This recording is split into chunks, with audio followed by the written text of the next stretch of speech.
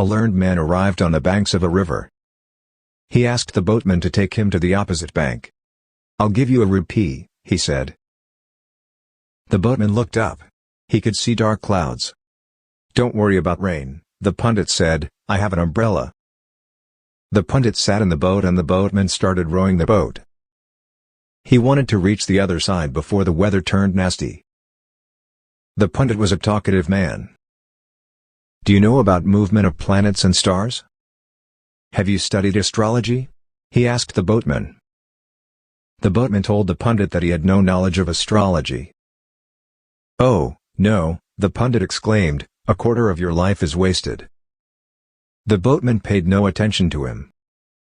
He was looking up, keeping a watch on the clouds. "Have you studied grammar? Sanskrit grammar?" the pundit asked. Of course, the boatman had no knowledge of Sanskrit. "Half of your life is wasted," the pundit declared with profound sadness. The boatman was shaken. No, it wasn't because of what the pundit had just said. He had seen lightning flash across the sky. It started raining. The pundit opened the umbrella and continued to talk. "Do you at least know how to read and write in your mother tongue?" he asked. The boatman replied that he had not gone to school, and therefore, had not learned to read or write. "3/4 of your life is wasted," said the pundit. The boatman was now worried as it began to rain heavily. The wind too had picked up. The boatman turned to Pundit. "The river is getting rough, Punditji. If something happens to our boat, we may have to swim to reach the other bank." "Swim?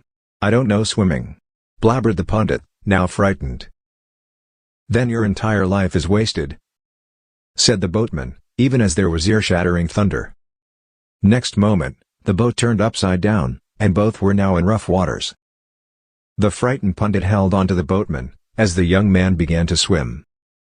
As they managed to reach the shore, the rain stopped, and the sun came out. The grateful pundit hugged the boatman. Then he asked, "I'll be staying here for a month. Will you teach me swimming?" "Gladly, sir," said the boatman. "And you can teach me to read and write."